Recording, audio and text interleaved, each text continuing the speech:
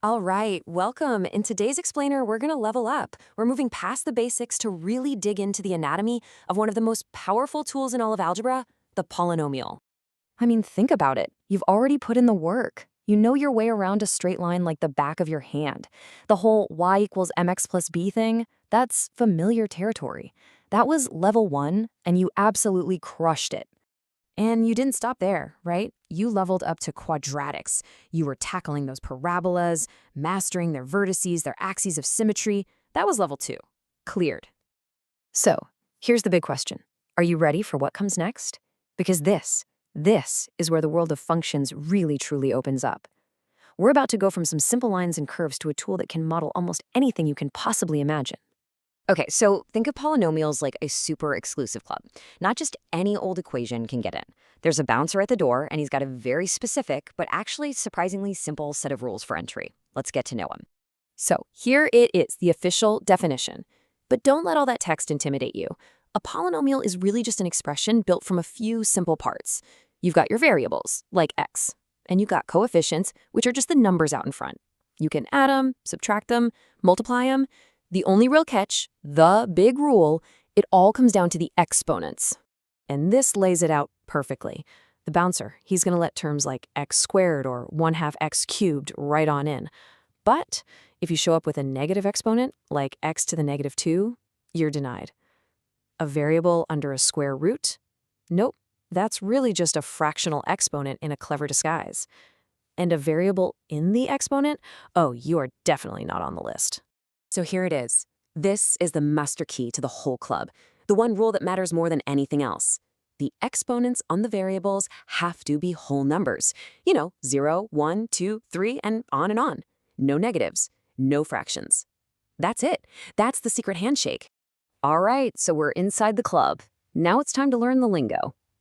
Understanding the different parts of a polynomial is absolutely essential for figuring out what it does and what its graph is going to look like. It's kind of like learning a new language. First things first, there's some etiquette in here. In the world of polynomials, we always write them in what's called standard form. All this means is that you line up the terms based on their exponents, starting with the biggest one and working your way down to the smallest. It just keeps things neat and makes everything else way easier.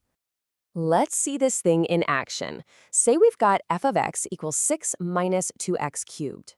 To get it into standard form, we just got to reorder it.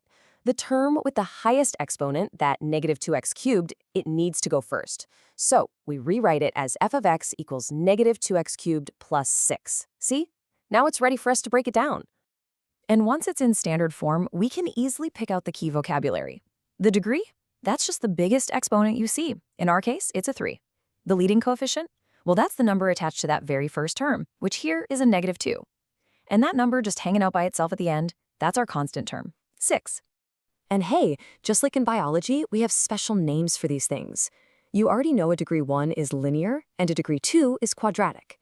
Well, degree 3 is called cubic, 4 is quartic, and 5 is quintic.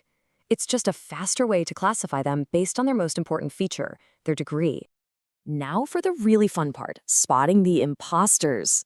Let's look at some of the expressions that try to crash the polynomial party but don't quite follow the rules. These are the common traps you got to watch out for.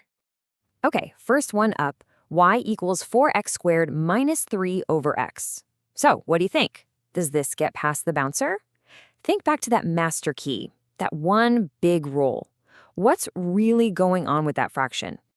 And the answer is no. That 3 over x is a total trap. It's just a sneaky way of writing 3 times x to the power of negative 1.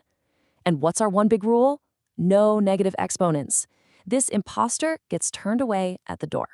All right, let's try another one. Y equals 1/2 x to the 4th plus the square root of 2. Now be careful here. That fraction and that square root, they might set off some alarm bells, but pay really close attention to where they are. And this one gets a yes. It's in the club. This is such a crucial distinction, so listen up. That rule about whole numbers, it only applies to the exponents on the variables. The coefficients, the numbers out front, they can be a total party. They can be fractions, decimals, even crazy irrational numbers like the square root of 2.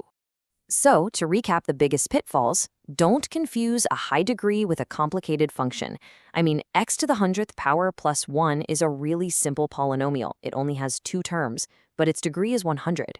And always be on the lookout for those hidden exponents, like the square root of x, which is really just x to the 1/2 power. So, why? Why learn all this vocabulary, all these rules about bouncers and clubs? Well, it turns out the language of polynomials is used to design and build some of the most incredible things in our entire world. You see, at their very core, polynomials are the perfect mathematical tool for describing smooth, continuous curves. Just think about it for a second. No sharp corners, no sudden breaks, no weird gaps, just these flowing, predictable paths. And where do we need paths just like that? Roller coasters. I mean, come on. When engineers design a roller coaster, they use something called cubic splines. That's just a fancy term for a whole series of degree 3 polynomials, our cubic friends from earlier, all stitched together perfectly. This is how they guarantee the ride is going to be thrilling, but also perfectly smooth and safe. That number, 3, the degree, that's the key. That's what creates that perfect blend of pure terror and absolute delight, making sure the transitions from one drop to the next are completely seamless. Okay, so let's wrap this all up. What are the key things you absolutely need to walk away with? First, the golden rule. Polynomials have whole number exponents. That's the main thing. Second, always put them in standard form. Highest exponents first before you do anything else. And finally, remember that the degree and the leading coefficient aren't just vocabulary words. They're the secrets to understanding a polynomial shape and its behavior. And that leaves us with a final thought. We've seen how polynomials create the perfect curves for a roller coaster. But where else do you see these smooth, continuous paths in the world all around you? I mean, from the aerodynamic design of a sports car to the flight path of a satellite, our world is literally built on the elegance of polynomials. Keep an eye out for them.